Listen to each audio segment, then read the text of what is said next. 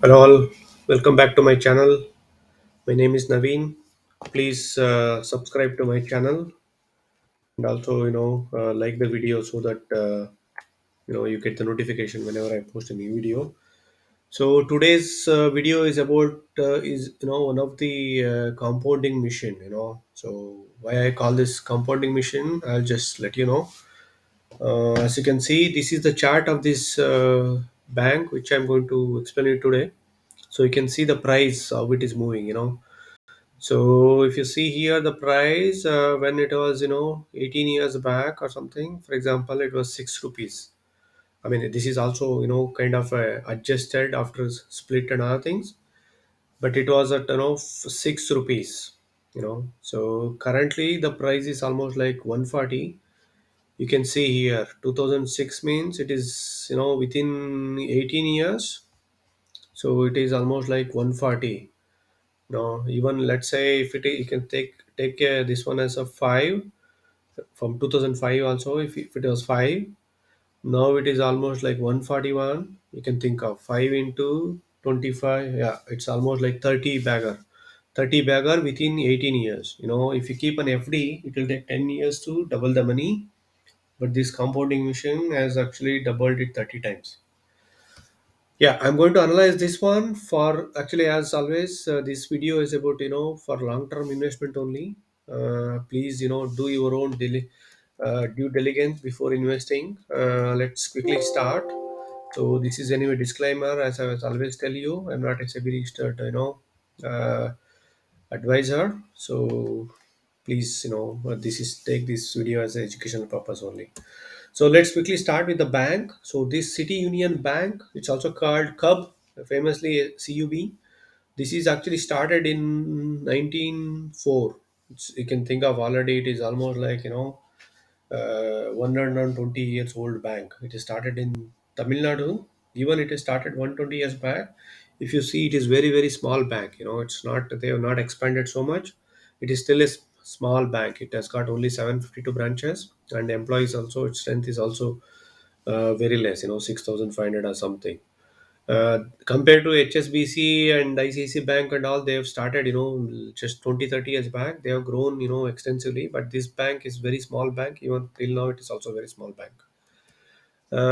Yeah, in terms of presence, as you can see, Tamil Nadu has got, this is started in, Tamil Nadu, mainly focusing on, it's in Kumbakonam. This is the head office, and it is mainly focused in MSME, micro, small, and medium enterprise companies, as well as related to this agricultural sector and other things. So this is the main focus bank.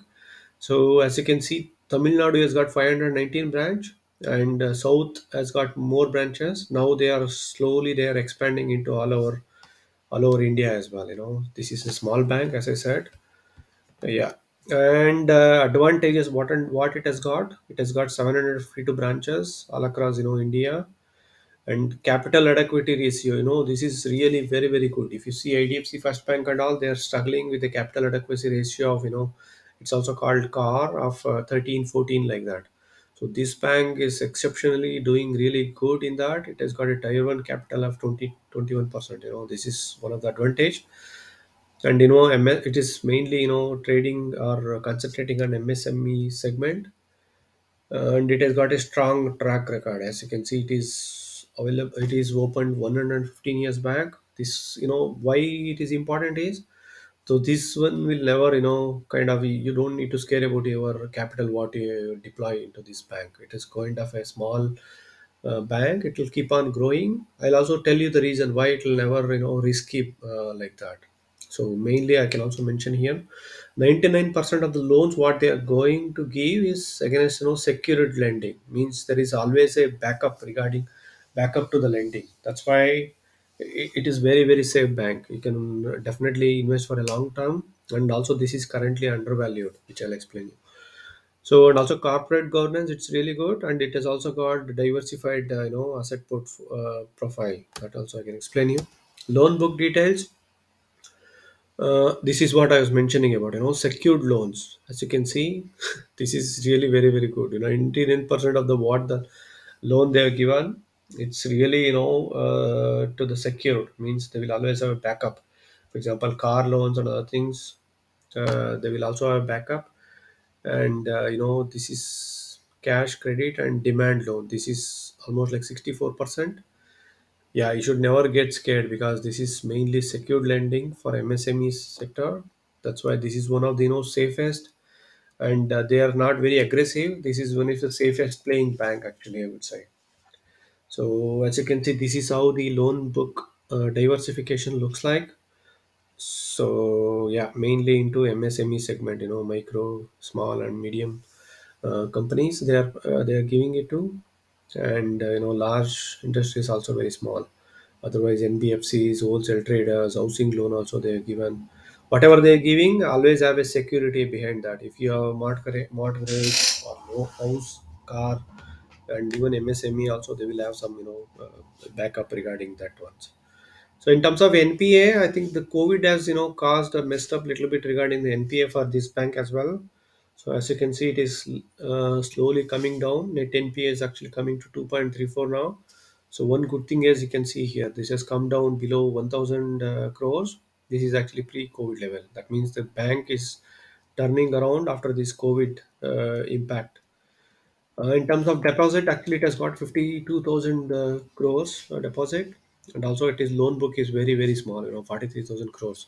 For example, if you see IDFC First Bank already it has got 1,89,000 crores of loan book, and Kotak Mahindra Bank, for example, it has got almost like a 4 lakh crores of loan book. So compared to all those things, this is very very small bank. In terms of net interest margin, also they are playing safe. That's why they don't have much margin.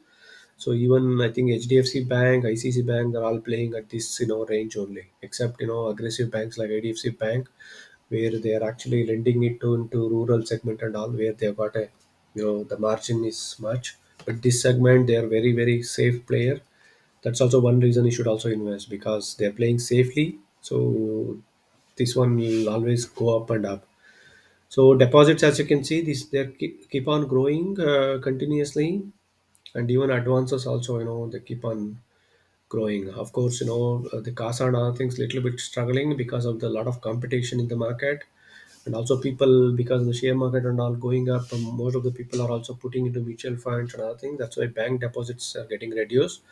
Going forward, I think this is one of the challenge. All the banks are struggling. They have to increase the interest rate what they pay to the deposits. So if they increase it, then it will impact on their net interest margin and other things. But however, I think this struggle will always be there for all the bank. They have to compete each other to get the CASA ratio, current account and savings account, deposits.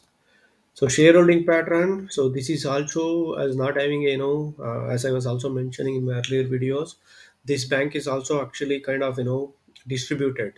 So as RBI not allow anybody to own more than 23% of the shareholding. That's why I mean no, there is no real promoter here. So that's why it's almost distributed among public mutual funds, FPIs, and other things. So these are all the top holding major institutional shareholders. HDFC Bank. So they've also got approval from the RBI so that they can own at least 9.5% of the shares, and also SBI also got the approval. These are all two good news. So this bank is really undervalued as of now. Definitely these two, HDFC Bank and SBI, can increase their shareholding till 9.99%. So this is over a period of 1 year. So you have to keep an eye. If they start accumulating the shares, then from the open market, of course this share price will shoot up immediately. So yeah, this is the shareholding pattern. In terms of valuation, why I like this bank is return on asset is really good. Compared to, for example, IDFC Bank, return on asset is really 1.1 or something. Net interest margin, it's also 3.74. It's less, and return on equity is really good. You can see over the time, it's really good. And even earning per share, it's almost like 7 for half year. 7 into 2, it is 14. For the full year. Gross NP and net NP are these, and good thing is also provision. Coverage ratio is good, 71%. And anyway, car I already spoke.